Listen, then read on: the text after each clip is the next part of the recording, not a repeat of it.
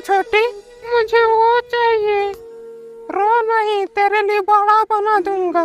सच में क्या भैया? हाँ चलो हम लोग के साथ। अब छोटी के लिए जल्दी से मोमोज बना लेता हूँ। तब तक दोस्तों आप लोग वीडियो को लाइक करके चैनल को सब्सक्राइब कर दीजिए। अब इसे ऐसे कर लेता हूँ, फिर इसे काट लेता हूँ। बन गया क्या भैया?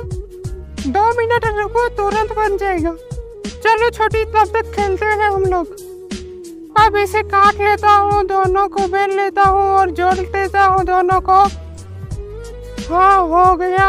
अब इसको मिला देता हूँ, अब इसको छान देता हूँ। ये बन गया। ये लो छोटी, बन गया। थैंक यू भैया। अब खाओ इसे। भैया ये तो बहुत मस्त है। तुम भी उठाओ चिंकी। हाँ ठीक है। क्या स्वाद है।